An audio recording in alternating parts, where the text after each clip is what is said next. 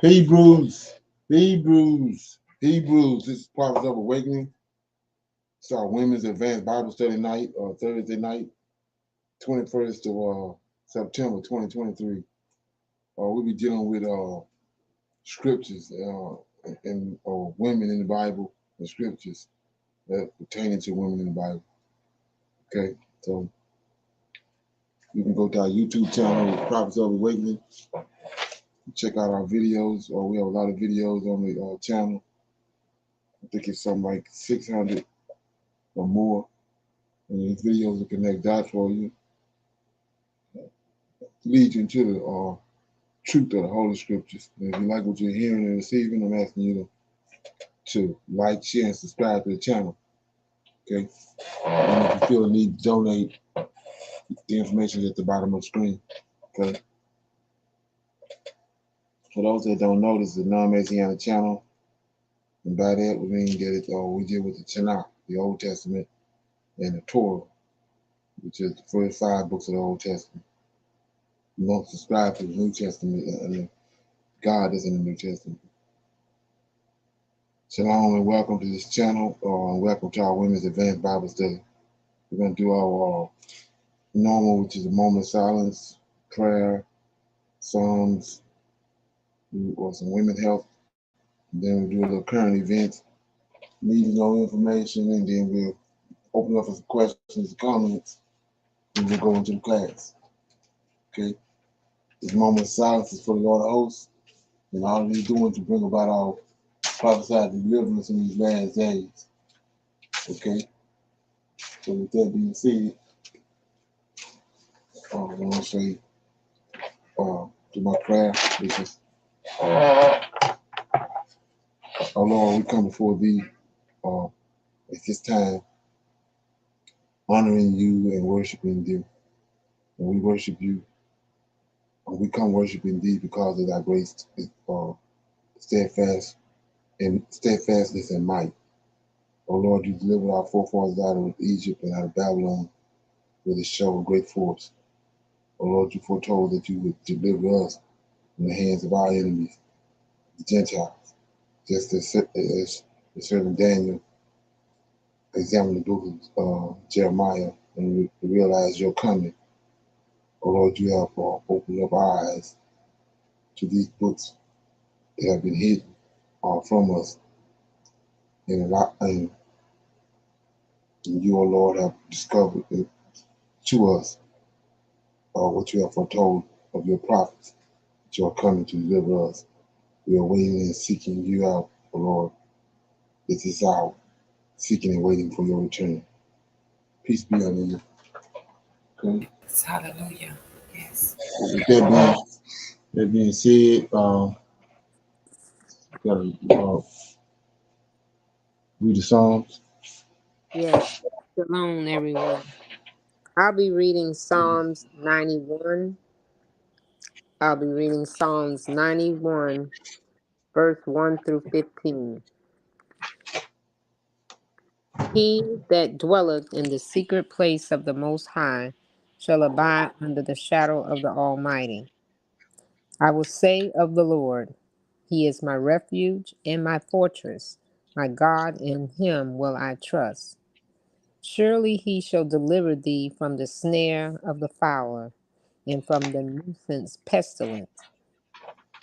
Verse 4, He shall cover thee with His feathers, and under His wings shall thy trust. His truth shall be thy shield and buckler. Verse 5, Thou shalt not be afraid for the terror by night, nor the arrow that flieth by day. 6, nor for the pestilence that walketh in the darkness, nor for the destruction that wasteth at noonday. 1,000 shall fall at thy side, and 10,000 at thy right hand, but it shall not come nigh thee. Verse 8. Only with thine eyes shalt thou behold and see the reward of the wicked. 9. Because thou hast made the Lord, which is my refuge, even the Most High, thou habitation. There shall no evil befall thee, neither shall any plague come nigh thy dwelling.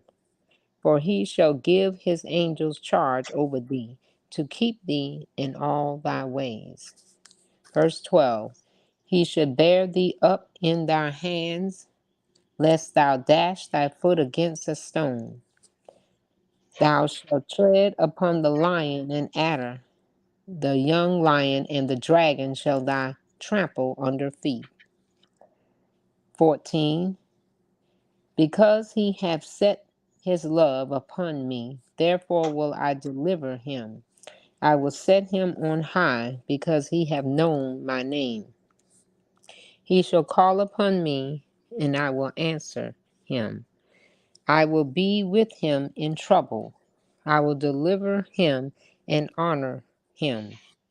With long life will I satisfy him and shew him my salvation. I read Psalms 91, verse 1 through 16. This took me to a story in the Apocrypha, the rest of the book of the prophet Daniel, which dealt with Susanna, who was married to um, Jason or Jockson. I'm sorry, I may be butchering that name. Okay. And she had gone out into the garden where they bathed and took her maidens, and she gotten there, and she had had them to go back and get some type of stone and things she needed to bathe with. But prior to this, she was a beautiful woman, and people who laid their eyes on her saw her beauty, but there were two elders that had constantly lust after her, and in their minds, one day they were going to, be with her. And so days went on, and she did what she did. So they followed her routine until the day she had the maidens go away and she was in that garden area to bathe. They had come upon her, and they had told her that they had lust upon her and that they wanted her. And she had said that she wouldn't do it, and they said that she would do it, because if she didn't do it, they were going to have her killed, because it would they would make it appear that they had found her committing adultery against her husband, and that was a sin, and she would be put to death. So when they had left, they went to the king, and they wanted to tell what had happened, because she had confronted them and said, this is not true. And she cried out. She didn't just think, she cried out to the Lord, and the Lord of hosts to let him know that, this is false. This did not happen. And so when they went before her and summons her before the king to tell him that they caught her in with another man. And when that happened, the Lord of hosts used Daniel in her defense to vindicate what had happened. And he had come up once they put her before the king to say that she had committed adultery against her husband. And Daniel stood there, and he told them that he heard her cry out, and he told them that this was not, if we want to find the truth, we have to talk to these men separate, not together. So he put them separately and questioned them and asked, what tree in the garden did you see this take place? Because they said they had come upon her and she was with another man. And Right. so when he separated them, he said, he asked one, what tree was this? And he said it was let me get my glasses here. He had named one tree, and then when he set the other one and come to that one, the other one named a different tree. But it was said that they too had come upon her themselves, both of them together. But when Mm-hmm. Daniel separated them, it was a lie because they couldn't get the tree right. It was two different trees. Right. Excuse me. So when they found out that it was a lie, when Daniel said this was untrue, that they had bared false witness against this lady, um, that he was put there, Daniel, as a young, and he was a young man. I think they don't say exactly how old, Brother Leonard, you may know, but he was not like an adult man. He was a young, probably in his teens or something, 17 or whatever. But the Lord of hosts told him to vindicate for Susanna because she had not done that. And that brought me to, because I had been reading that, and that brought me when I went to Psalms 91, that he that dwelleth in the secret place of the Most High shall abide under the shadow of the Almighty. And then I went down to 5, thou shalt not be afraid for the terror that by night, nor the arrow that flieth by day.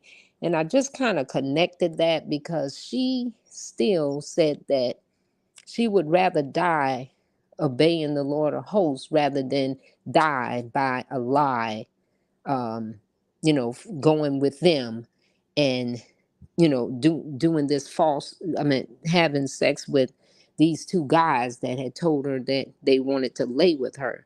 And so she kept her belief in the Lord of hosts, and he sent Daniel to vindicate her. And that's how I'm summing up 91. Thank you. Okay. Yeah, that's a good example. Yeah. I mean, it's just David is pretty much telling them how he works. If we do this, he's gonna do that. So that's a good example. Uh, Yes, sir. okay. While women help moment. Yes, shalom, everyone. Please note that the information that is shared is intended for general, informational, and educational purposes only and is not medical advice or recommended treatment. Tonight's discussion is on food labeling, the secret meaning behind the numbers on your produce. You've no doubt removed countless stickers from fruits and vegetables over the years, but have you ever stopped to wonder what the numbers mean? Well, tonight we will get a great understanding behind the secret meaning of those numbers. Perhaps you assumed the numbers on produce stickers were simply a code for cashiers to plug into the computer when they ring up your purchase. But the numbers have a meaning for the consumers too.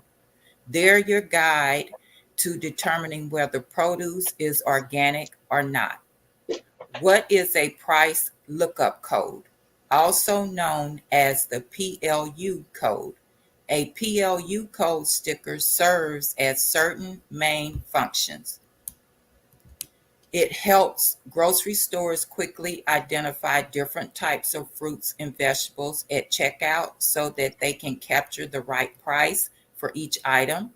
They are also helpful for distinguishing between organic or non organic produce, and also for unique varieties of the same type of fruit. For example, there is a different PLU code for each type of apple. Here's how to crack its numerical code. Organic produce has a 5-digit code beginning with 9. For instance, 94011 will be organic produce when it comes to banana. Conventionally grown produce has a 4-digit code. GMO produce begins with an 8. We have learned that genetically modified foods make crops easier and cheaper to grow, but they pose a threat to our health and the environment. These PLU codes are assigned by the IFPS, which is International Federation of Produce Standards. After a thorough review at the national and international levels, and they are the same nationwide. So if you buy, say, lemons in New York, it will have the same PLU code in Florida, Georgia, Louisiana, or wherever. Okay. So that PLU code does not change from state to state. It is the same nationwide. Okay. PLU code stickers have been in use since the 90s, but the FDA have approved laser etch on citrus fruits, stating that the studies compared the effects in tomatoes, potatoes, and apples exposed to the carbon dioxide laser etching system to those cooked with infrared heat are found that etched foods did not generate new chemical substances, and that the benefits of the technology is that it will help growers, packers, and retailers with the problems of adhesive labels that often fall off fruits and vegetables. The bottom line is that we must pay more attention to the numbers on our produce because they are not only there for a speedy checkout. I'll be reading Deuteronomy chapter 32, verses 35 through 42, a God of vengeance. Verse 35, to me belongeth vengeance and recompense. Their foot shall slide in due time, for the day of their calamity is at hand, and the things that shall come upon them make haste. Verse 36, for the Lord shall judge his people and repent himself for his servants when he seeth that their power is gone, and there is none shut up or left. And he shall say, where are their gods, their rock in whom they trusted? Verse 38, which did eat the fat of their sacrifices and drank the wine of their drink offerings? Let them rise up and help you and be your protection. See now that I, even I, am he, and there is no God with me. I kill and I make alive. I wound and I heal. Neither is there any that can deliver out of my hand. Verse 40, for I lift up my hand to heaven and I say, I live forever. For I with my glittering sword and my hand take hold on judgment. I will render vengeance to my enemies and will reward them that hate me.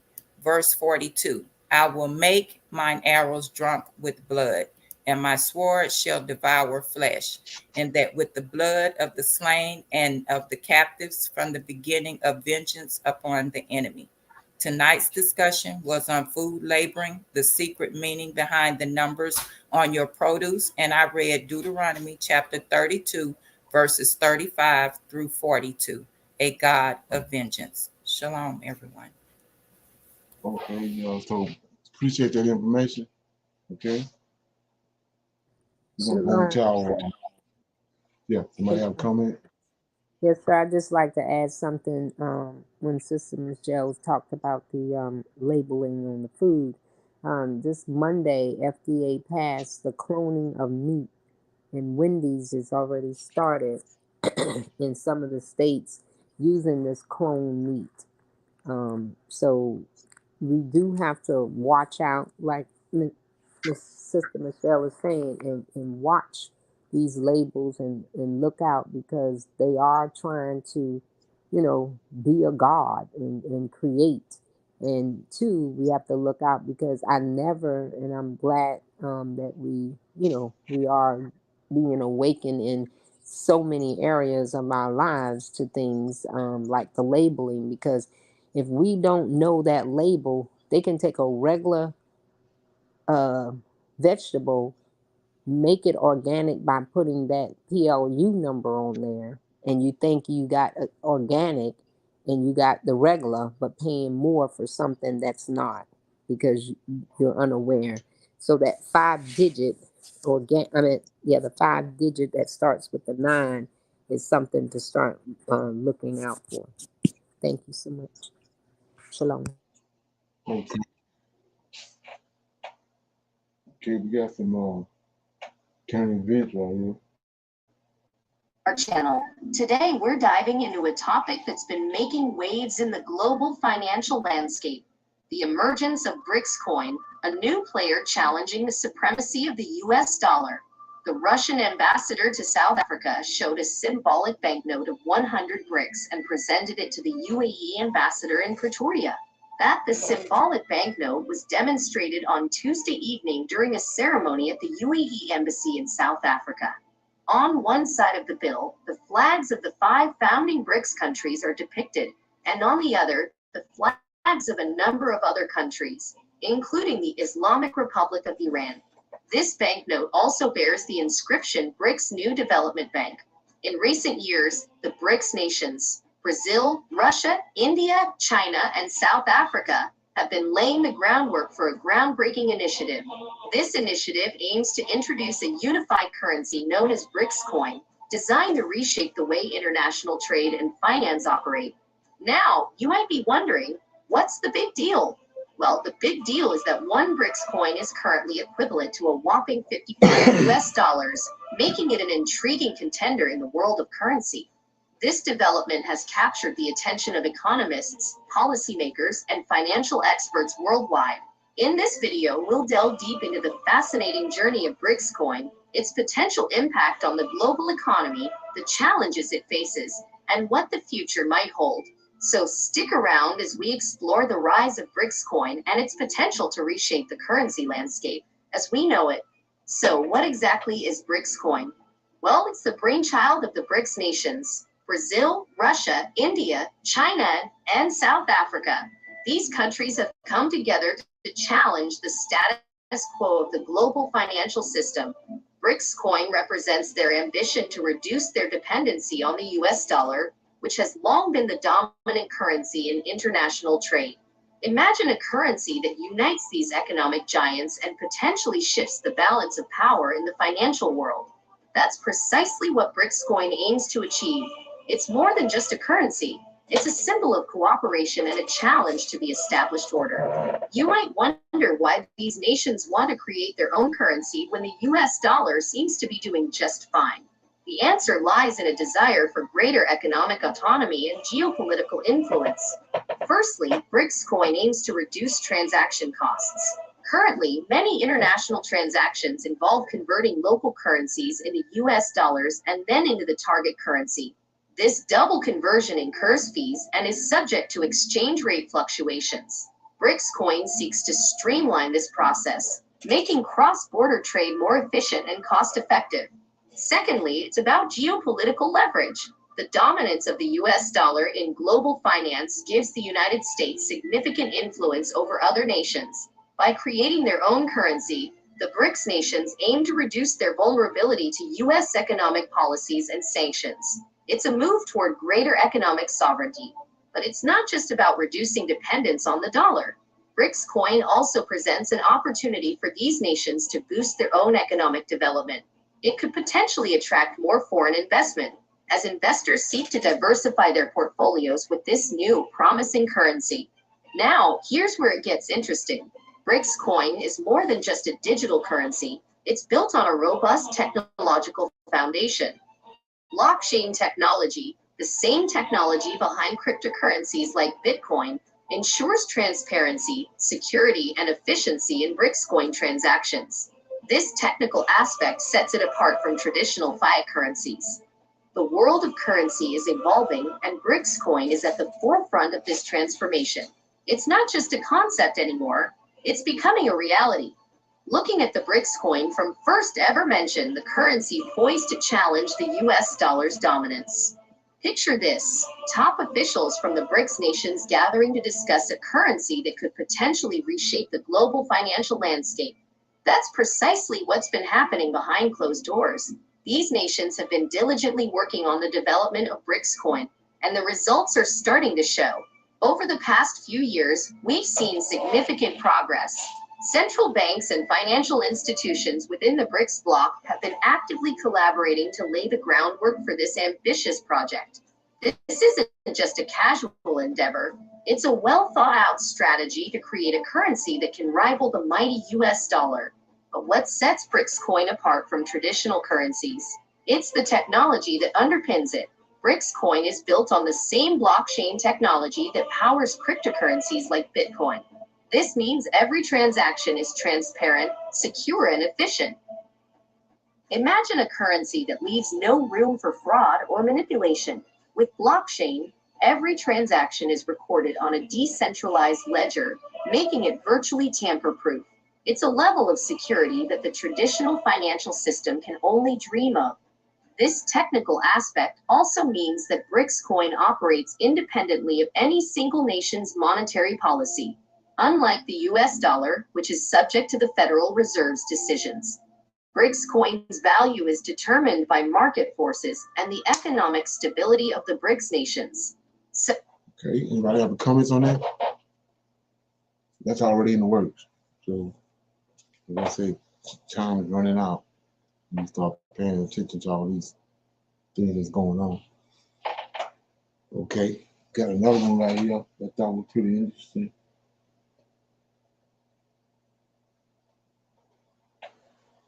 Funny and almost magical. Well, California has just approved a $267 million grant to combat the smash and grabs that we've seen all over the news, right? And so they said the following. Funds for the Organized Retail Theft Grant Program were approved by the Board of State and Community Corrections and will be dispersed to 55 local law enforcement agencies across the state. And the funding will be used to create fully staffed retail theft investigative units, increase arrests, install advanced surveillance technology, train loss prevention officers, create task force, increase cooperation with businesses and the community, target criminals in the Blitz operation, crack down on vehicle and catalytic converter theft. And so they are basically saying, we're sick of it. We're sick of you guys going out there and stealing stuff that does not belong to you. And I get it. I really do. So some of those cities and counties are Anaheim, Los Angeles, Ventura, Sacramento, San Francisco, Riverside, just to name a few. And of course, Beverly Hills and all the other hills, where they have the high-end merchandise where we see these smash and grabs. And so I want to say this. I don't agree with the smash and grabs. And let me tell y'all something else. If you're purchasing a Louis bag that was caught up in a smash and grab online or anything like that, you're going to be prosecuted too, because they said they're giving about $2 million or so to, prosecution or the DAs and stuff like that, so they can nab these people and really sock it to them. So don't be buying those stolen goods from boosters, because you're going to get in a lot of trouble. All right, back to what I was about to say. The magical part is, y'all see how fast they found $267 million for smash and grabs, to combat it, but they still are trying to find some money, or even the reasons as to why they need to give Black people in California reparations.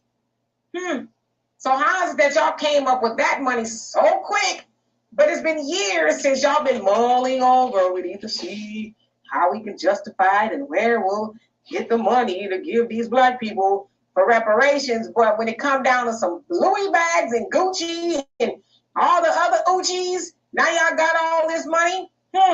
We know why you got the money, because it's affecting rich people, predominantly white, Asian, and everybody else who got a little bit of money and who do not want to experience the smash and grab. So y'all gonna protect them, right? They also said they're gonna have some units that may be lurking just in case a smash and grab mob coming in, and they'll be able to quickly apprehend them. So they want to make sure that those good folks are able to shop without, people going there and smash and grabbing. But reparations, well, we're just gonna see if we can do it. Hogwash. So anyway. Okay. Anybody know what smash and grab is? Yes, sir. Yes. Okay. Yeah. That sound? They come up with the money I know of for that, but they can't come up with reparations money. So they can't find it. Right, and they can't find any funds to assist the other crises that are going on in California, especially when it comes to the homeless, the fentanyl crisis that's going on. They seem not to be able to find funds for everything else, and they can't afford extra police coverage for other security reasons, but for that, they can't. Right. And find money for Learn. the, Hmm. yeah. Go ahead, Brother Leonard. Sorry. Go ahead. Yes, sir. They also can find like money for Ukraine to keep supporting this war, trillions of dollars when we have so much suffrage going on. And Maui had all of this disaster, but they're not trying to aid and fund them. They're letting the people like Oprah Winfrey and Tyler Perry and whoever is trying to buy that land for resorts, that those people lost all of their families and their goods. But again, they seem to find money for the rich and not the poor. Shalom. Okay, Shalom. yeah. Yeah. On that note, with California, they are probably doing that, bringing the snatch and grab and what they're got that money for, because a lot of their rich people are trying to leave California, and they're trying to keep them there by punishing whoever's snatching and grabbing, whoever's buying from them, boosters, and everything like that, so they can keep their rich people in California. Okay, that makes sense. Yeah. Anybody else? Okay, I got something right here, some need to know information. Thought I would share. Hello, this is Ada Boulay, and I hope you're having a most marvelous day. Thank you for your support. Thank you for subscribing to the channel. Thank you for your thumbs up, for your comments, and thank you for sharing the videos. Thank you for all you do to support the channel. And yes, we are commanded to love one another, whether we want to or not, or whether we agree with each other or not. Well, I'm going to start this video with a question, and anybody can answer it in the comment section who wants to. And this question is, why don't black men give each other advice? Everybody and his cousin wants to give black women advice, but we don't ever hear anybody giving black men advice, even other black men. Tyler Perry just pissed a whole lot of black women off a few days ago by telling black women that if you like a man, all he can do is pay the light bill, that's fine. But nobody ever asked the black man, why can't you pay anything but the light bill? But back to my question, why doesn't anybody give black men advice? Now, here's why I'm asking this question. This man's name is Mel Tucker. He is presently assumed to be the fired head football coach of Michigan State University. Michigan State is a Big Ten university, meaning they have a prestigious athletics program, and they are a very important research university with very high academic standards. So it is a big deal to be the head coach of Michigan State or any Big Ten university. So this is the story that USA Today reported on September 1st. Football coach Mel Tucker said Tuesday that he was disappointed but not surprised to learn that the university intends to fire him next week as he faces a hearing on a sexual harassment charge filed by a RAPE survivor and activist. Tucker called the entire process a miscarriage of justice. He said the university does not care about his rights or the truth. So, in a way, nobody's listening to a black man when a white woman says he did something and then he wants to tell the truth. As far as they are concerned, they already have the truth. The white woman said it. So what it comes down to, this man is being fired from his job for the same reason that most black men in these positions get fired from their jobs. A white woman claims sexual misconduct on the part of this man. Now, he said it was consensual. The woman said it was not, and she is a RAPE survivor. So naturally, the university and the public sympathize with her. So the reason I'm reporting on this is because this is something that comes up over and over and over again with black men. One of the reasons that black men keep getting caught up in these things is because he might be right. Whatever transpired between him and this woman might have been consensual. And whether it was or not doesn't matter.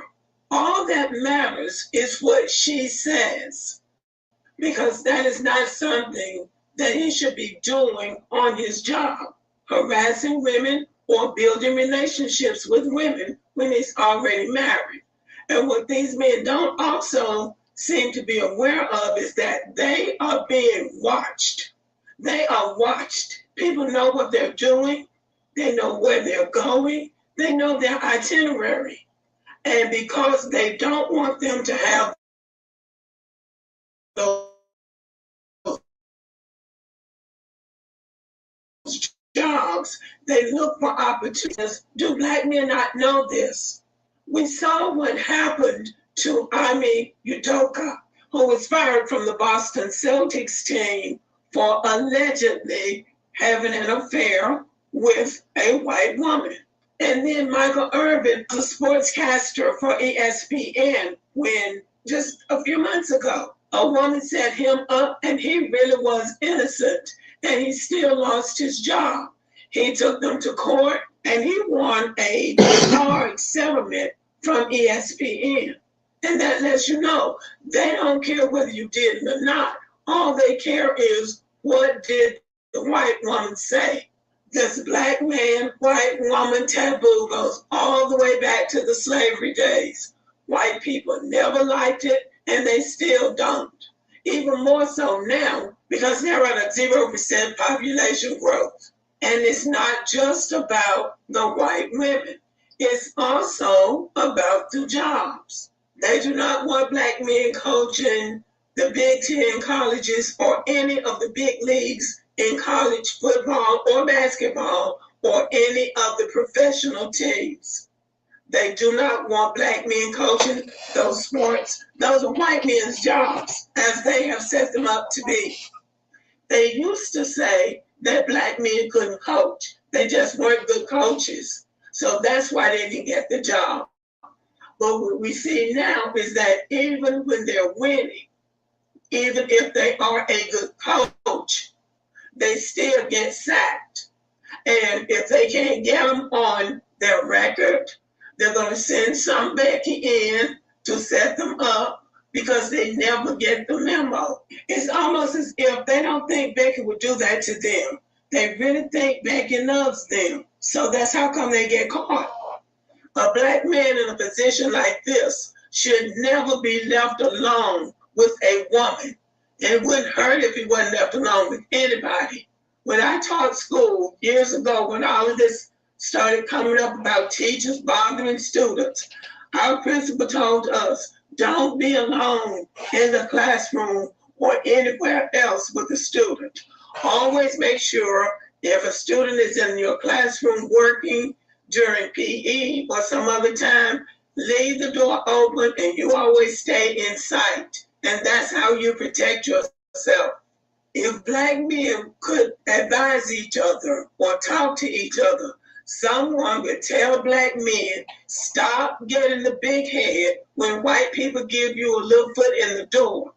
Because they're testing you not only on your job performance, but also on your character. And the first time it looks like you're going to really be successful, a white woman is going to show up. It doesn't matter whether you're married or not. They're going to show up. They might show up because they really like you, or they might show up because, okay, it's time for us to get rid of that Negro. So, okay, Becky, you go in there and do your thing. And they never understand the game. The next thing you know, they're embarrassed. Their name is in the paper. They're fired, and their wife, because it's usually a black woman, because they're not even going to hire a black man with a white wife, because they made it clear we do not want that to be the standard in this town. So he's going to have a black woman, and she's going to end up embarrassed, and the children are going to end up embarrassed because daddy did not have sense enough to go there, do his job, and comport himself like a gentleman who wanted to keep the job. These are desperate times, and the white public, to a certain extent, has lost patience with black men. That is why you see so many black women in corporate America instead of black men, because black women don't pose the same threat to the white family structure. Because that's what it's all about. This is about protecting the white family structure. That's priority number one. But priority number two is protecting the white man's job, because white men want these jobs. It's just that simple. And if a white woman bring a charge against you, they are going to believe her. It doesn't matter what you say. And to say that it was consensual acknowledges that he did something, that something happened. And he is a married man. So they could get him on the morality clause if they wanted to. And this is why they don't want black men in professional coaching or college coaching. Down here in the South, with these big colleges, they make it very clear to black men who want to coach in these colleges, do not bring a white wife. And if they do, they're not going to get hired. They don't care how good a record you have. And they don't care how good of a coach you think you are. You are not going to get that job. And the reason they don't want it is because white men are gatekeeping white women to the best of their ability. It might be a good idea for black men to start giving each other advice, because this is a matter of your livelihood and your reputation. And these cases are coming up more and more. A black man gets a high profile coaching position in a college, usually in a college. And the next thing you know, some Becky has brought assault charges against him. This is a bad look for the black community. If black women being overweight and wearing weave is a problem, then black men always getting caught with his hands in the cookie jar or up somebody's dress is just as big of a problem, and they need to fix it. Okay. Any comments on that? Shalom, everyone. I saw that video today on what Tyler Perry said, right? So Okay. I think that we are really taking what he said about the message about the light bill, right? I just think that that was an example, right? So if he would have said water bill or car note, it still would have been a problem, right? So Right. I just really think that we are taking that what he said and really blowing it out of content, because we know in today's um, world that it takes two. We can't do like we used to could do, where the wife is home and the husband is out, providing, right? It takes two to make it. I'm not saying you should not set some type of boundaries for yourself, because actually, if he know he's not financially stable, he should not be seeking a mate. So that's a number one red flag anyway. You know what I'm saying? But it takes two. So I just think that they're really blowing uh, that video out of proportion, just because he said paying the light bill, because it's more than just being able to pay the bills when it comes to a relationship. Um, and when she made the comment about, setting up, our black men when they get to a certain status, they're not only now using Becky. You know what I'm saying? They are using other black women to set them up also. We are setting up our own black men for a few dollars. So not only be aware of Becky, you know, be ready, aware of black women also.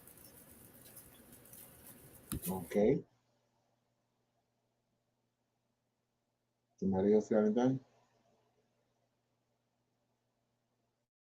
Yeah. So you look at it, Um, I'm sorry. when the person comes in and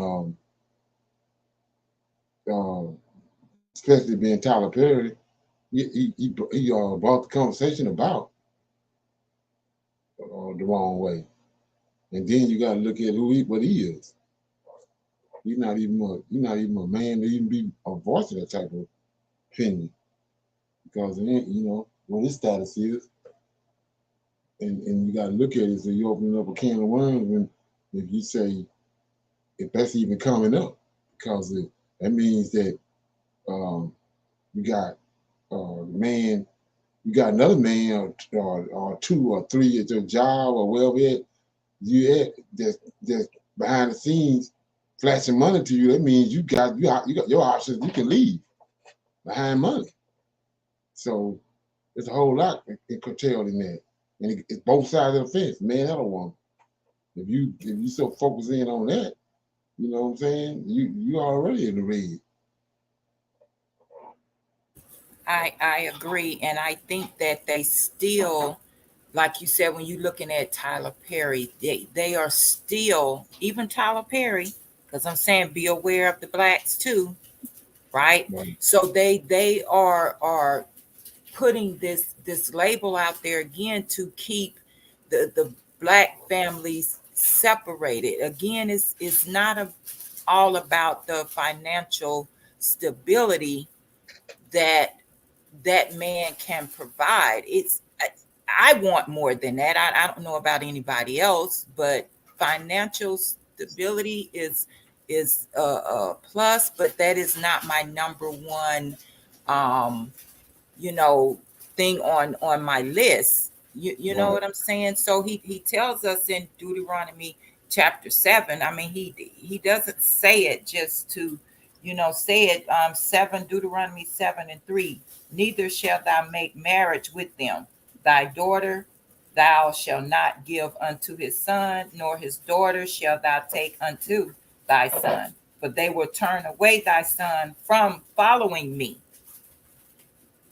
that they mhm, may serve other gods. So will the anger of the Lord be kindled against you and destroy thee suddenly. So he is not just saying that for any reason. So again, I think that when we listen to Tyler Perry and other black celebrities, we got to be careful with that too, because we're trying to bring back our culture, the foundation when it comes to our households. So therefore, I don't want my son marrying Becky, right, so or my daughter marrying Cal. I don't want that. So again, we just have to be careful about who we are listening to when it comes to you know us as Hebrew Israelite women. right. Right. Yeah, it's a major difference in a home with a dominant male, alpha male, and than all these other so-called males. The big difference. Yes, sir. Okay. Shalom. Um, also, when she was kept using the question, why don't other men give advice, black men give advice to other black men? Um, she, I mean, that was what I'm hearing from her throughout um, her, segment that she had there. And that's something I think, um, you know, is it because of pride? Is it because of what? Um, by Tyler Perry saying what he said, I haven't heard it, but as what you mentioned, Sister Michelle, he's also questioning the males. Are there, and that's what came to me, are they doing what they need to do? Or they're living up to, when he said he's comfortable with a woman on, if she's comfortable paying all the bills and all he has to pay is the light bill, then again, what kind of male, and I know you said Brother Lennon about it, but what kind of male is he? And then what he's trying to purvey to all the other men to saying, okay, yeah, there are so many songs out there saying they like a woman who pays her own, she can handle her own, and these young girls are listening to him, trying to be so independent, um, and going with someone who will just allow them to pay all, and they pay half or pay none. So, yeah, society out there has a lot to, um, with the videos and like the young lady said, these males, not giving other males advice. If they've been through it, then they can talk about it and talk to them. But I don't. What she's saying to me is that they've gone through that because they're not giving each other advice where they've been at and what they went through, and just to let them know, don't go there. I don't know. That's what I got out of it. Her question was not answered. Okay, yeah, yeah. When looking at that, you will see that it's what has happened to us since they brought us over. Even to this very day, uh, they lied to the people in Africa, and then about us, and then lied to us about the people in Africa. Back then, so pitting us against each other. The Willie Lynch syndrome, all that is the reason why black men don't get along. They pit us against each other. They've been doing that, and the only reason they do it is for their survival. Ever since they came in contact with us, they've been intimidated by us. They're afraid of us. So they came up with all these schemes and schisms how to keep us occupied rather than focusing in on them. So they pitted us against each other till now we walk by each other in the street, don't speak because of what they've done to us as a people. But that's not who we were. Even if you go to Africa, you see that's not our where we came from. The people that's there, that's not how they act. They communal people. They get along with each other. But we've been through uh, all kind of traumatized situations and what they've done to us as a people. Okay. Anybody else got anything on that? Okay. I'm gonna open it up for some questions, comments, Q&A. Anybody have anything they want to bring up, talk about before we move on and go into the topic, which is women in the scripture. Yeah. Shalom, Brother Leonard. I do. I have a couple of things that I wanted to mention, and also a question that I have from a video that I watched, right? So my first thing is a recall on Kraft cheese. They have Right. recalled 83,800 cases of individually wrapped Kraft singles. Um, it will be the 16-ounce craft singles and also the 3-pound multi-pack craft singles. They have recall, and just in March this year, I don't know if you guys remember that, but they done a recall on the Kraft macaroni and cheese because it contained metal. So just check out that and research that just to make sure that you don't have any single craft singles.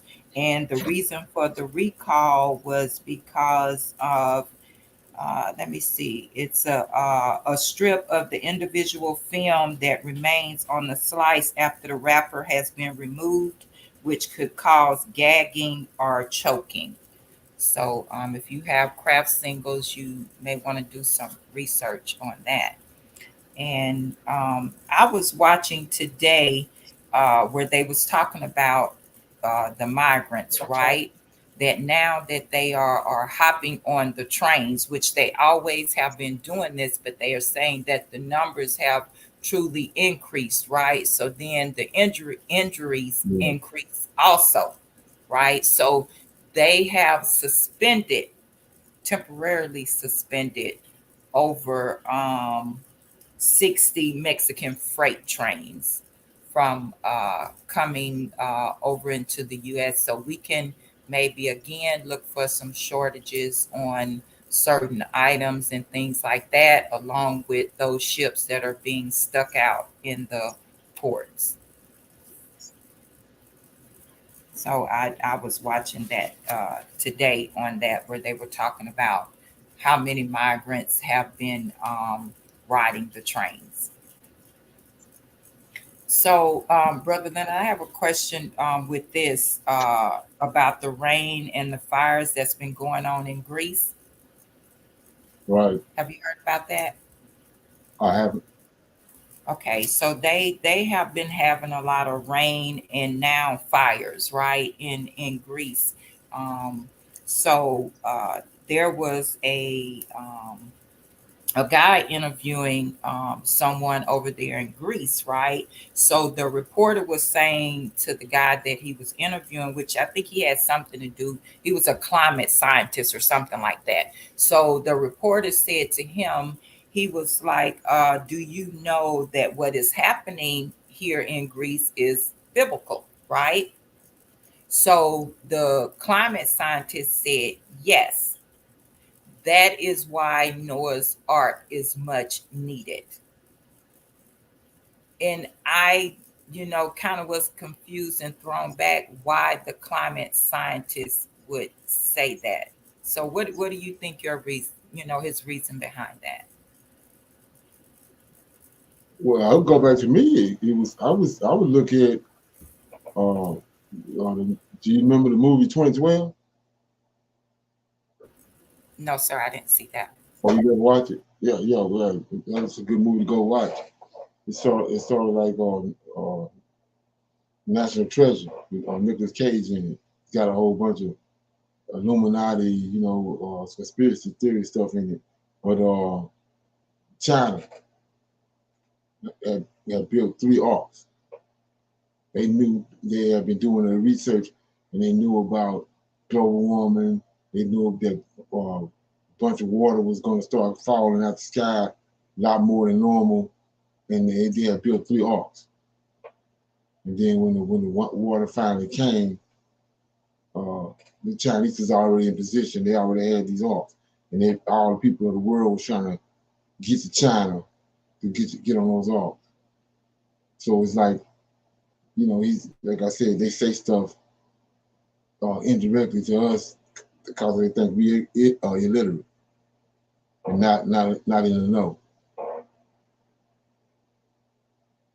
Right. So, was he saying that to say to um, preserve his DNA, their DNA, because that is what I was thinking about when he said that, yes, he understand that the fires and all this flooding that's been going on in Greece is biblical. Then he comes back and he says that is why Noah's Ark is much needed. So I thought about that in a sense of preserving their race and not quite sure if I'm looking at that correctly, but like you said, they always say things and do things, thinking that we're not apt to what they're saying or what's going on. So when he said that, it just kind of threw me kind of off a little, because I was like, okay, you got a climate scientist that's saying that's why Noah's Ark is much needed. All right. So you look at that and you say, just think about it. the information you've been receiving and getting, obtaining. Uh, you talk to the average person, they don't believe that people can control the weather. They can control hurricanes. They don't believe that the average person don't believe that they cloud seeding, that they can cause it to rain in certain places, not to rain in certain places, and all that. So this dude is climate scientist. You think he knows all that? So he's saying that based on what he know and what you see happening, arcs are needed. See what I'm saying? Yes, sir. Like I said, with the them spraying the spraying I can't think what they call it. It's spraying out in the clouds, and it's they causing these uh these earthquakes with the harps. They can cause an earthquake. All the stuff that you see happening is man. Man can do. Man is man made. They can cause it, and that's what he's referring to. Right. And I ended up researching a little bit more, and Finland's economic minister was saying the same thing, but he said that he feel as though the climate would be better if all African women would have abortions. I don't know if Right. anybody saw that when he mentioned that, and he ended up That's a, resigning like 10 days later or so when he said that, right? that's a racist. Yeah, exactly. Yes. So, he got received a lot of backlash from that. And like I said, he ended up resigning from that position. But then you look at when Kamala Harris, she also gave a speech and she said the same thing about population control would be great for the climate.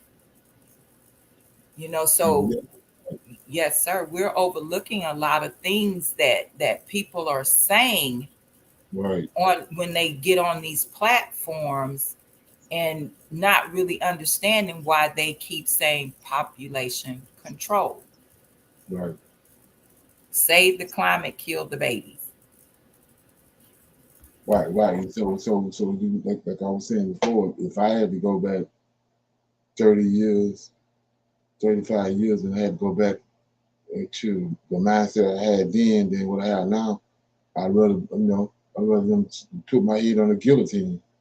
So, but everybody ain't there. So these people know all this. That's why they talking like that. They know this stuff. They know that it exists. And so, and then another thing about that, they ain't talking to us. They ain't talking to the average everyday Joe. They're talking to it's a certain class, a group of elite people that know what's going on when they make those outrageous comments. They ain't talking to us. They're not talking to the average person. Even the movies and the blockbuster movies, they ain't for the average person, because of what when you viewing the movie, you getting it from your limited understanding. But the people that's in the know, when they watch the movie, they getting something totally different out of it. They're getting signals, cues, and everything else within those movies. Yes, sir. Right, Shalom. It always would say that the Hollywood would put out the movies that they know, like forecast what's going to happen, that they'll right, put the movie out, and then after a couple of months or years, that same movie comes to form right, up front, and we see like, oh, this happened, like that. And like you said, that's their way of communicating. That's their code when you get on. And like the young man, Peter something, I think his name was, he's on there saying about Noah's Ark. And like you said, the movie 2012, it just reminding the rest who in that circle of communication to again prepare this is happening, everybody looking at it as entertainment, but we're knowing what we need to do is to communicate more, enlighten more, bring more on board that's like us. right. And that's what they're doing to, from that conversation I picked up.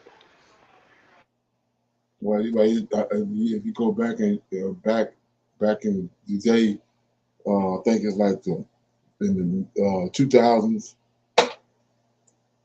when the terrorists, Bin Laden and all those guys used to they'll do something and then they'll put a tape out, or they'll put a tape out, then do something. Well, they finally figured out that they got sales, terrorist sales. So when they give, because of the news media so hungry for information and hungry for the next story, they play the tape. But the tape ain't nothing but a signal the tape ain't for everybody. The tape is for those terrorist cells that they got dormant. There's stuff on the tape that's signaling them to get them marching orders. And it's the same way with that. We'll watch it and then go on by our business, and then later on, after the event take place, we go back and we'll see that it was in the movie. Well, when they originally put it out, that was for somebody to know what's going to happen. We just ignorant to it. Yeah. Is there something? Okay, I'm gonna play this Yes, right sir. here. Yeah, this is becoming a serious problem that like the lady was saying about the black men being in these prestigious positions of coaching and all that, and not knowing and not understanding that they're gonna send Becky coming. We gotta know Becky coming. So same thing right here with this, and it's happening way more frequent than a lot of people even can imagine. Now at 6, a second model has been found dead in her apartment in downtown LA. And this happened just days before another model was found dead in her nearby Killing black apartment. women wholesale. Tonight, we have the latest on both of those cases.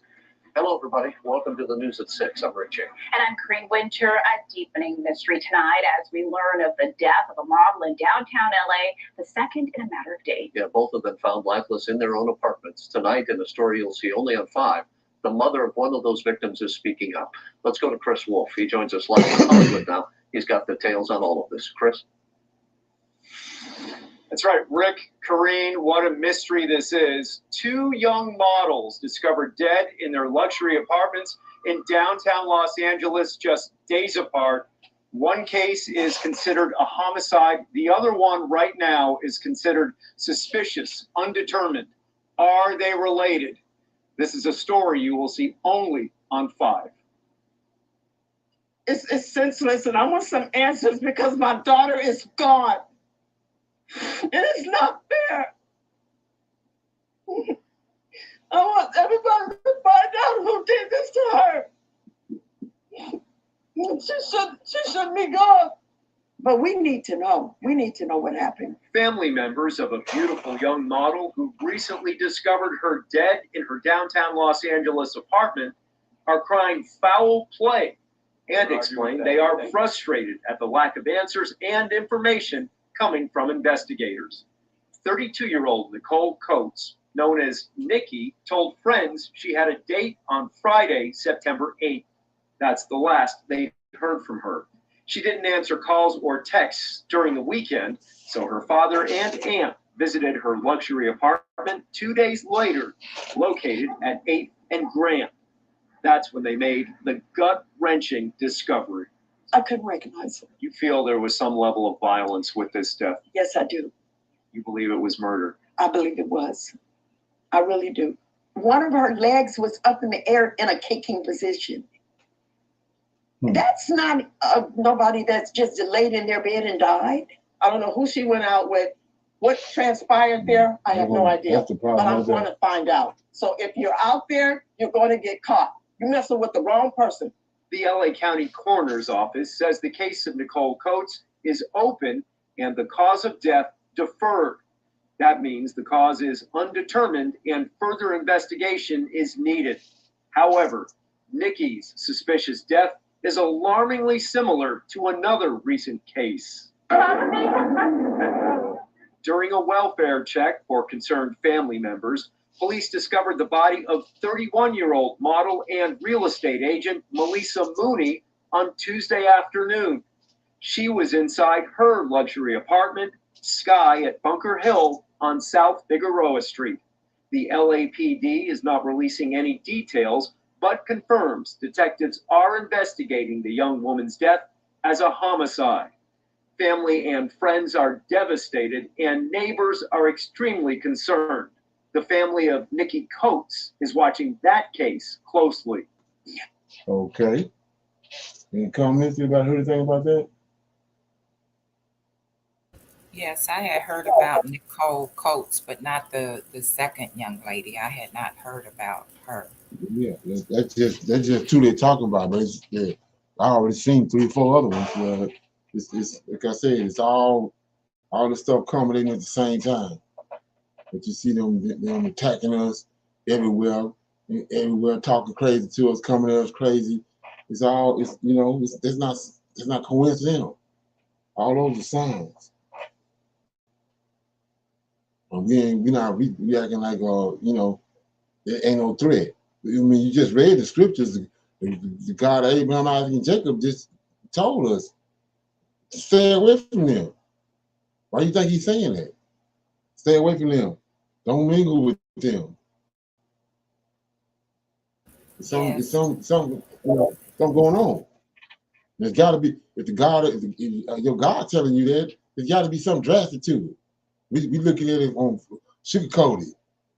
No, there's something going on with them. They're seriously wrong. Reason why he don't want us dealing with them. But we didn't throw away his instruction book. And you notice most of those women, they trick their nose off and got BBLs and all this stuff. They ain't acting like it like women. They amalgamated themselves to them that culture. And that's the results of it.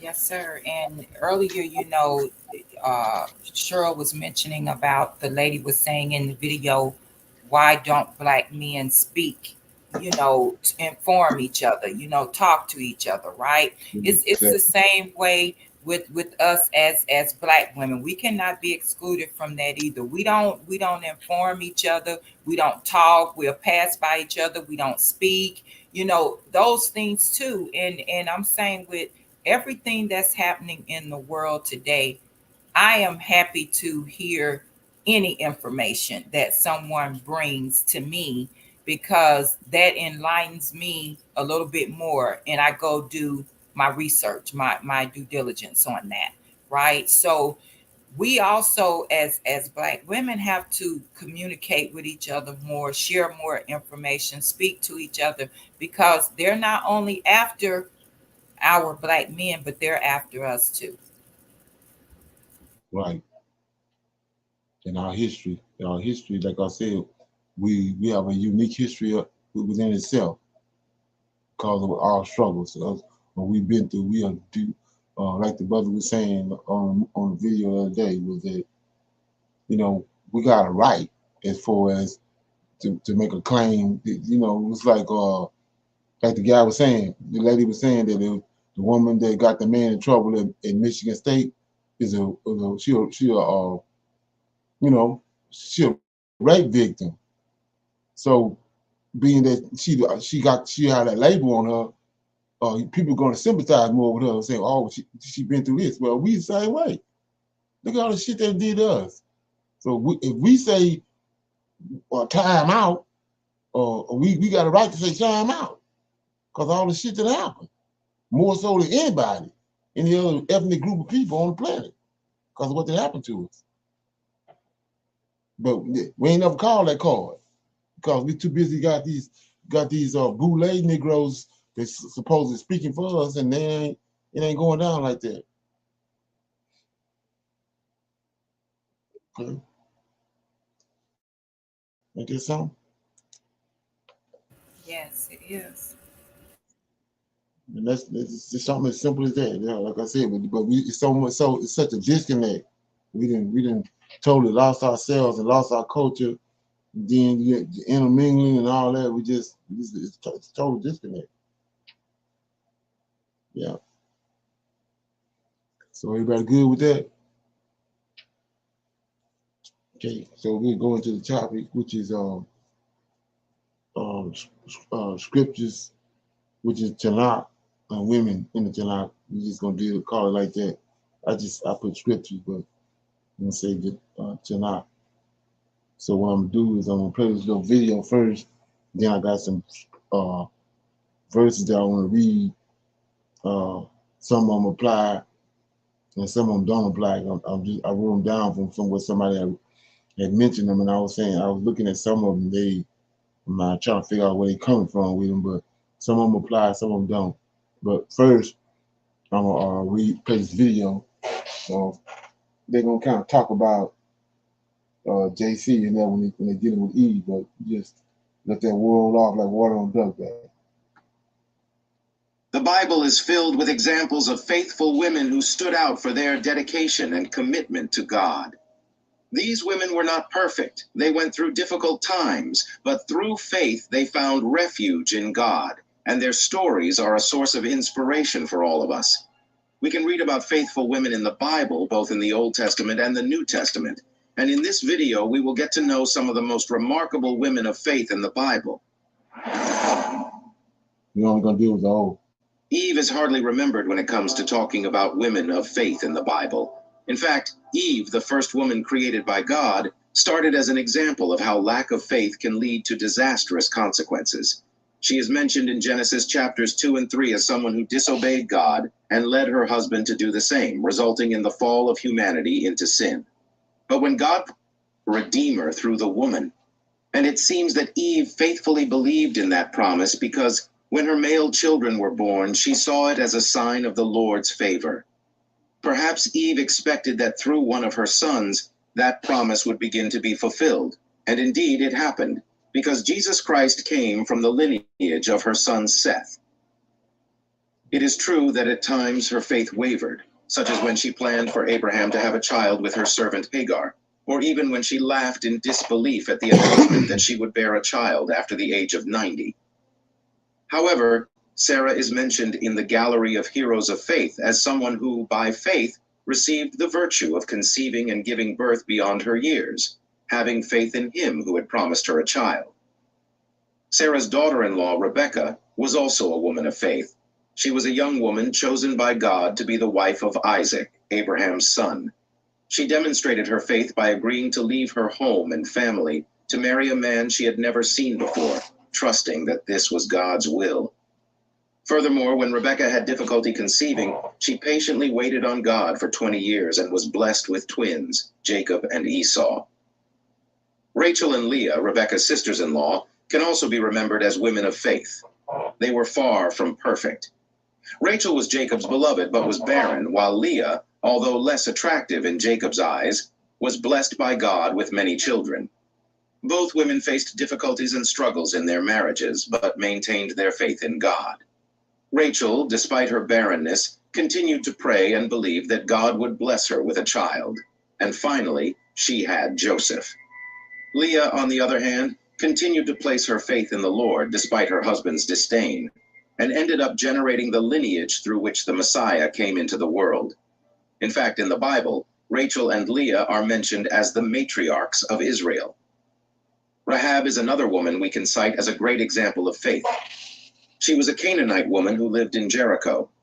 Despite her reputation as a prostitute, Rahab demonstrated great faith by helping the spies sent by Joshua to explore the city.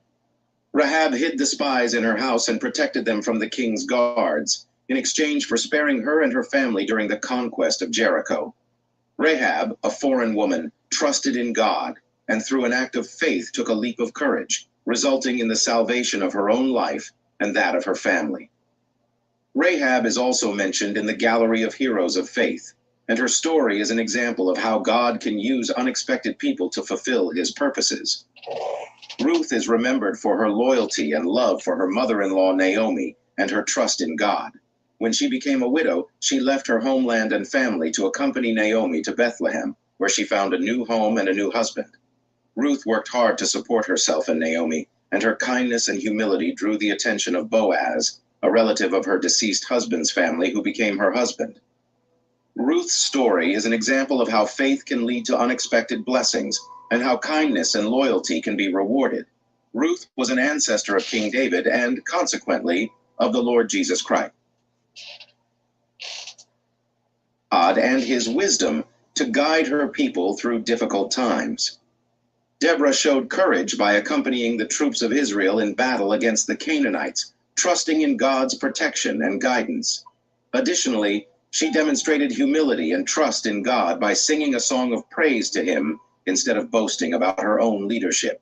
The story of Deborah reminds us of the importance of trusting in God in all circumstances and seeking his wisdom to guide our actions and decisions.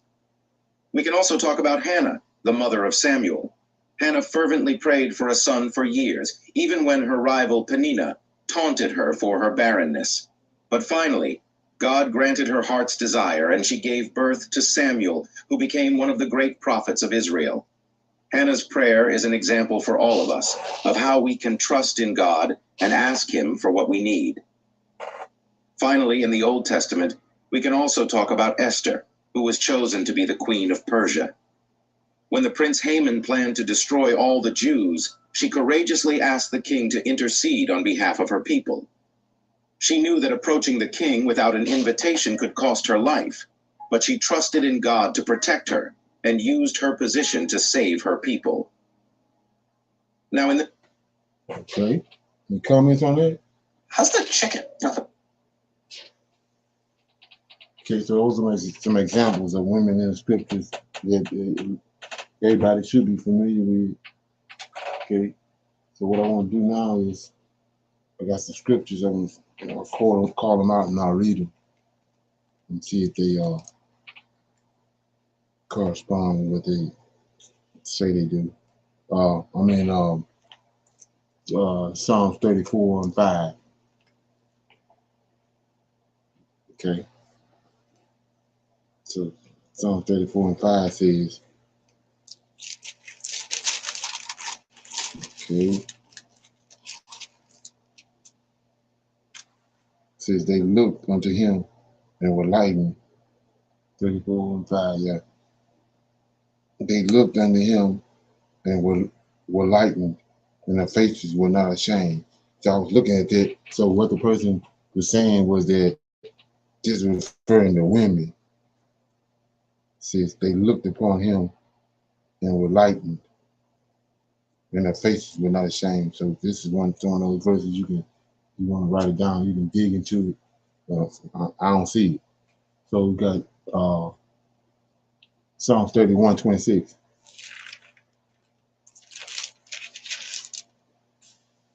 31:26. I think it's got to do with, yeah, let me see, 31 and 26. Psalm 31. Oh, Proverbs 31, my bad. Proverbs 31. 26. This is Proverbs 31, woman. 31 and 26 says, she openeth her mouth with wisdom, and in her tongue is the law of kindness. Proverbs 31:26. She openeth her mouth with wisdom, and her tongue is the law of kindness. So I'm going to read the verse over and verse under. It says, strength and honor are her clothing, and she shall rejoice in time to come. She openeth her mouth with wisdom, and in her tongue is the law of kindness. She looked well to the ways of her household, and eateth not the bread of idleness. Okay. Anybody want to comment on that? Um, yes, sir.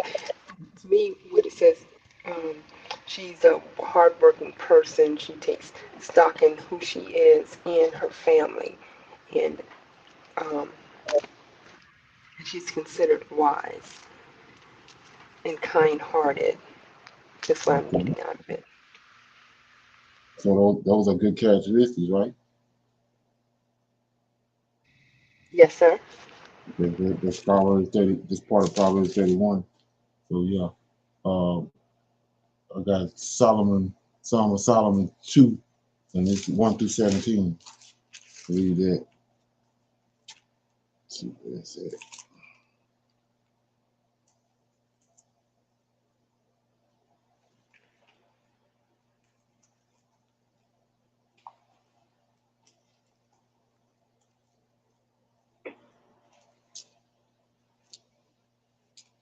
Psalm of Solomon 2. Okay, I'll start reading. It's 1 through 17. It says, I am the rose of Sharon and the lily of the valleys. As the lily among thorns, so is my love among the daughters. As the apple tree among the trees of the woods, so is my beloved among the sons. I sit down under his shadow with great delight, and his fruit was sweet to my taste. He brought me to the banqueting house, and his banner over me was love. Stay me with fragrance, comfort me with apples, for I am sick of love.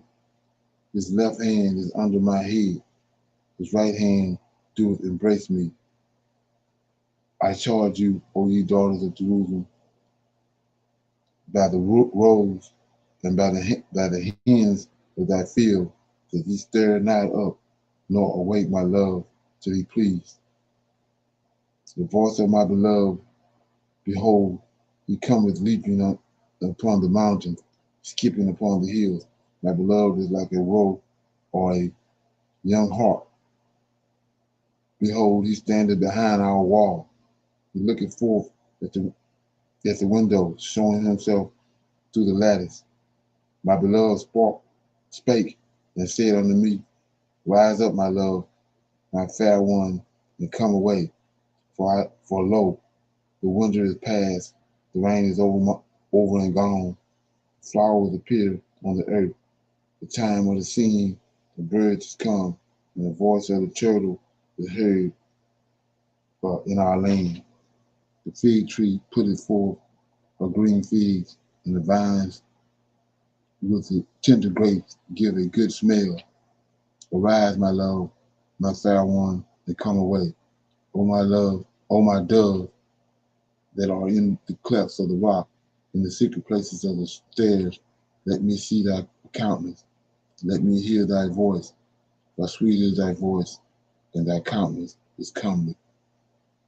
Take us, the little foxes, that spoil the vine, for our vines have tender grapes. My beloved is mine, and I am his. He feedeth among the lilies until the day break, and the shadows flee away. Turn me, beloved, and be thou like a roe or a young hart upon the mountains of Bether. Okay, so that was Song of Solomon, chapter 2, verse 2. Yeah, chapter 2. To me, from my understanding of that was Solomon and Sheba, Queen of Sheba. Is what that's all about. They time together. Anybody got any comments on that? Okay, I'm back in Proverbs 31. We're going somewhere. In Proverbs 31, 10 through 13. Like I said, everybody should be familiar with Proverbs 31. Okay, this Proverbs 31, 10 through 13, it says, who can find a virtuous woman? For her price is far above rubies. The heart of her husband doeth safely trust in her, so that he shall have no need of spoils. She will do him good and not evil all the days of her life. She seeketh wool and flax, and worketh willingly with her hands. So we read that again. Praise. The title over this verse is Praise of a Virtuous Woman. Who could find a virtuous woman? For her price is far above rubies. The heart of her husband doth safely trust in her, so that he shall have no need of spoils. She will do him good and not evil in the days of her life, all the days of her life.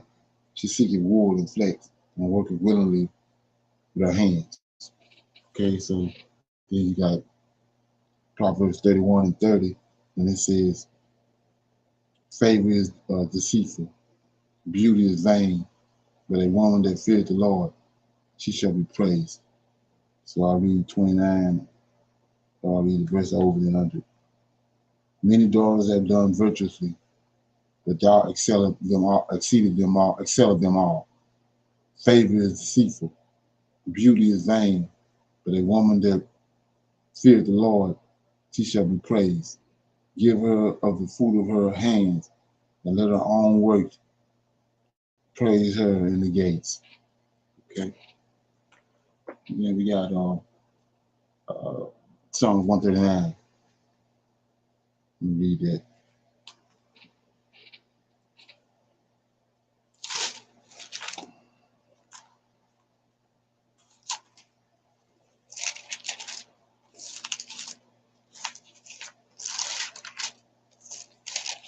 Okay. Psalms 139 and 14. This is just another one of the ones that you might want to search it out. This 139 and 14 says, I will praise thee, for I am fearfully and wonderfully made. Marvelous are thy works, and that my soul knoweth right well. So evidently the person that wrote this down, assuming that this woman is involved in this verse. I'll read it again. I will praise thee, for I am fearfully and wonderfully made. Marvelous are my works, and that my soul knoweth right well. So I read 13, 14, and 15. It says, but thou hast possessed my reins, thou hast covered me in my mother's womb. I will praise thee, for I am fearfully and wonderfully made.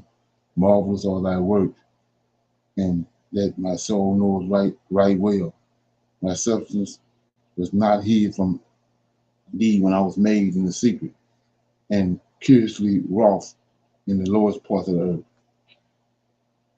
So, I mean, I'm not seeing where they got a woman out of that, but that was one of the verses they had. Okay. So any comments so far? Shalom. When you read this one just a moment ago, when you were talking on that, it seems like when he was, to me, when you was reading, it's like when he was forming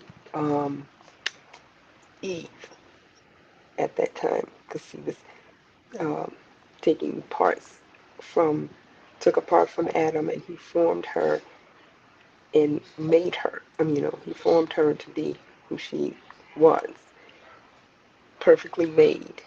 Not saying that her mindset wasn't there, but perfectly made. He made her, and he watched over her each day. You don't know how long it lasts between her going into the um, being, let's see what I was saying, being deceived by the serpent, but as each day prior to that, he watched over her, he took care of her. That's what I came out of that. You were talking about that for as a woman, um, thinking about Eve forming her and not creating her, so forming the woman. That's what I'm thinking. Okay. Yeah, that's like I said, some of these verses gotta be you be surprised at what you can get out of them if you search them out. But it says it's Psalms 139 and it says to the chief musician, right? So that's one of the chief musicians at the top during the time of David, a Psalm of David. So you gotta consider all that. So anyway, anybody else? Okay, so like I said, I was going somewhere with this. So this is what I didn't know just from searching this out. I came across this. Psalms 113 to Psalms 118 is a tribute to ancient Israelite women. I didn't know that, but anyway, so Psalms 113 and all the way through to Psalms 118, and Psalms 111 and 112 is a build up to Psalms 13, 113 through 118. But I'm gonna read Psalms 113 verses 4 through 9. Then I'll go back and I'll get some more information. So Psalms 113 says 113, 4 through 9 says, the Lord is high above all the nations, and his glory above the heavens.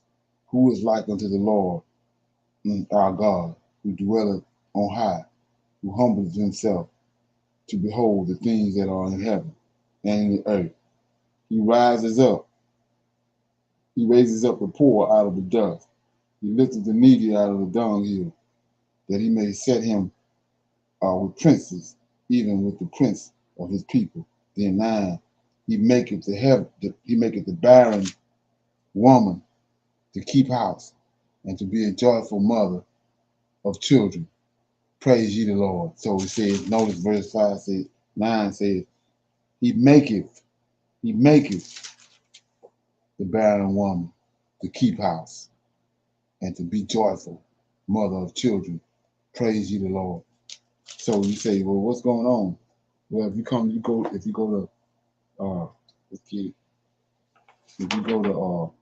like I told you, got a song of Moses, a song of Moses. That's what a song is, a song of Moses, and so in I think it's let me make sure I don't want to say the wrong thing.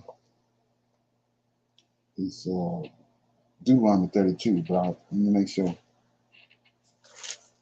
Deuteronomy 32, yeah, it's a song of Moses. So Moses sung all this. Moses prophesied to the children of Israel before he went up on Mount Nebo, and the Lord disposed of him. Moses sung everything the Lord had told him to the children of Israel. Joshua did the same thing. Joshua sung a song. Well, this song right here, Psalms 113, is a song, but it's a song of Hannah. Got to go back to 2 Samuel right quick, right? Go to 1 Samuel chapter 2. You'll see exactly word for word. 2 Samuel. Let's get it. 1 Samuel, my bad. 1 Samuel chapter 2.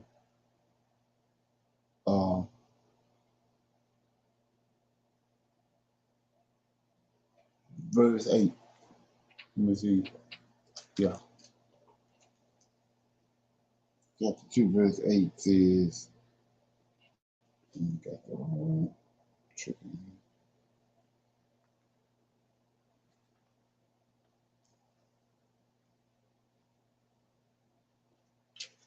Chapter 2. 1 Samuel chapter 2.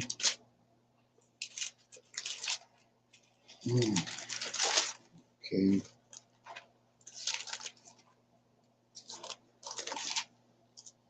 Chapter verse 8. It says, he rises up early. If you go to first King James, 1 Samuel chapter 2, you see the title, Song of Hannah. See that? So it says, he raises up the poor out of the dust, and lifteth up the beggar from the dunghill, to set them above princes, and to make them inherit the thorns of glory.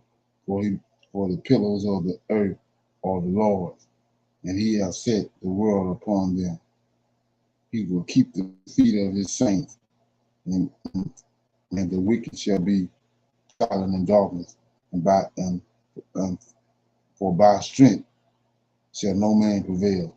The adversaries of the Lord shall be broken to pieces out of the heavens shall the thunder upon them, he thunder upon them, the Lord shall judge the ends of the earth, and he shall give strength unto the king, and exalt the horn of his anointing. And Eliakim went to Ramah to his house, and the child did minister unto the Lord before Eli to preach. So that's Hannah's husband. And we see the same thing over in the Psalms 113, verses 4 through 9. Exact same thing. So that's her. In verse 9, she says, he maketh the barren woman to keep house and to be a joyful mother to children. That's when he gave her, she was barren, went to the temple, prayed, and the Lord gave her Samuel. So that's Psalm 113 is actually a song of Song of Hannah. You can go to verses Psalms 113, 7 and 8. Okay, it says, he raised up the poor out of the dust and lifted the needy out of the dunghill, that he may set him with princes, even with the princes of his people. And we just read that in 2 Samuel. Hannah said all that, which is actually a song. So, like I said before, this Psalm 113 to 118 is pretty much like a tribute to ancient Israelite women. It was written for the events in a woman's life cycle. So it's like they present, but you would have to know that, and then you have to go back and read it and see it. These some of the things that they, like I said, they kind of heed over, or they didn't feel it had no serious significance to it because of, they kind of deal with JC, bringing him in life. But yeah, that's all. Like I said, the Psalms 113 is a song of Hannah. I want to go to and read, before I close out, I read Psalms 110 and 111 because they leading up to Psalms 113 through 118. It says, the Lord said unto my Lord, sit thou at my right hand until I make thy enemies thy footstool. The Lord shall send the rod of thy strength out of Zion. Rule thou in the midst of thy enemies. Thy people shall be willing in the day of thy power, in the beauties and holiness for the womb of the morning. Thou hast the dew of the youth. The Lord hath sworn and will not repent. Thou art a priest forever, after the order of Melchizedek. The Lord at my right hand shall strike through king in the day of his wrath. He shall judge among the heathen. He shall fill the places with the dead bodies. He shall wound the head over many countries. He shall drink of the brook in the way. Therefore shall he lift up the head. Yes, that was Psalm 110, 111. Praise the Lord for his care. Praise ye the Lord. I will praise the Lord with my whole heart in the assembly of the upright and in the congregation. The works of the Lord are great, sought out of all them that have pleasure therein. His works is honorable and glorious, and his righteousness endureth forever. He have made his wonderful works to be remembered. The Lord is gracious and full of compassion. He hath given me to them that fear him.